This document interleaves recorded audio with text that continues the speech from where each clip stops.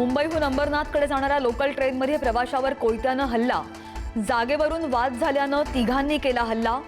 मध्यरात्री ठाकुर्ली रेल्वे स्थानकातील घटना, हल्ल्यात प्रवासी गंभीर जखमी, आरोपींचा शोध सुरू।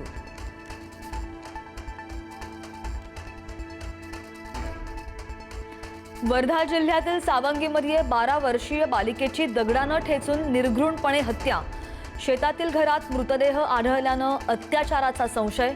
घटनेनं परिसरामध्ये संतापाची लाट, आरोपीचा सध्या शोध सुरू।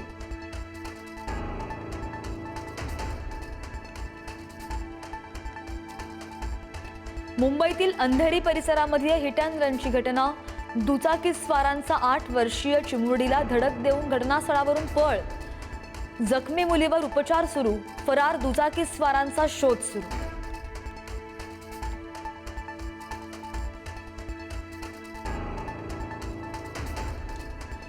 नाशिकमधील भावली पर्यटक हल्ला प्रकरणातील आरोपींची पोलिसांकडून धिंड, पर्यटकांच्या मनातील भीती दूर करण्यासाठी पोलीस ॲक्शन मोडवर।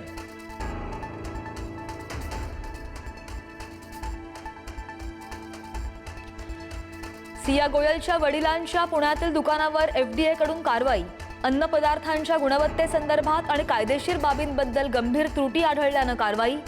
सियाचे वडील होलसेल ड्रायफ्रूट्सचे व्यापारी।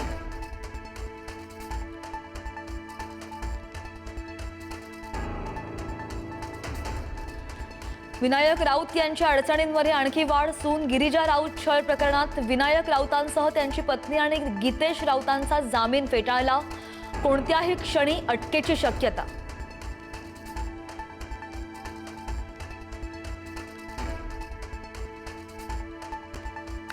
मुंबई पुणे एक्सप्रेस सेवा आजपासून पुन्हा सुरू, खंडाळा घाटामध्ये दरड कोसळल्यानं ठप्प झाली होती सेवा।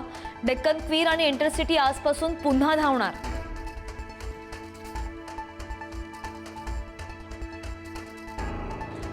लोकलचा एसी बंद पडल्यास प्रवाशांना पुढील स्टेशनवर उतरवण्यात येणार। लोकलमध्ये एसी यंत्रणेत बिघाड झाल्याच्या प्रकारानंतर मध्य रेल्वेचा अजब निर्णय।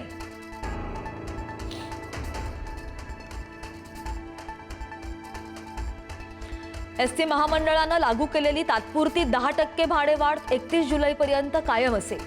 डिझेल दरवाढीच्या पार्श्वभूमीवर एसटी महामंडळाचा निर्णय, एसटी महामंडळावर इंधन दरवाढीचा आर्थिक भार।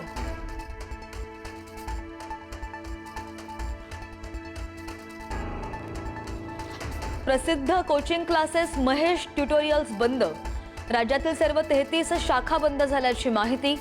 जवळपास 3000 विद्यार्थ्यांची फसवणूक झाल्याचा पालकांकडून आरोप।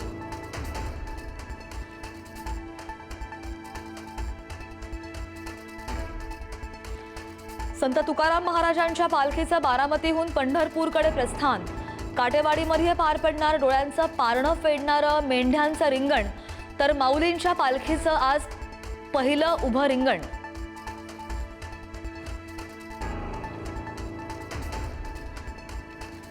ओमानमधल्या हल्ल्यामध्ये पुण्यातील हेरंब करमरकरांचा मृत्यू, होर्मुझ सामुद्रधुनीमध्ये व्यापारी जहाजावर झाला होता हल्ला, इंजिनियर म्हणून कार्यरत होते हेरंब करमरकर।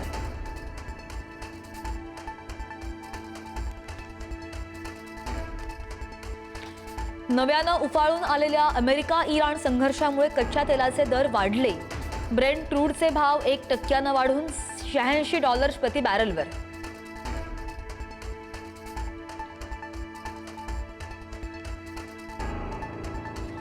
इंग्लंडचा धुव्वा उडवत अर्जेंटिना सलग दुसऱ्यांदा फायनलमध्ये, शेवटच्या 7 मिनिटांमध्ये फिरला सामना।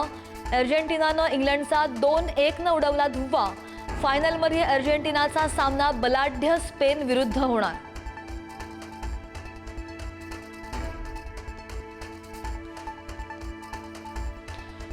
फिफा फुटबॉल स्पर्धेच्या उपांत्य फेरीमध्ये फ्रान्सचा संघ पराभूत होताच पॅरिसमध्ये हिंसाचार आणि दंगल, चाहत्यांकडून दुकानांची जाळपोळ आणि लुटालूट।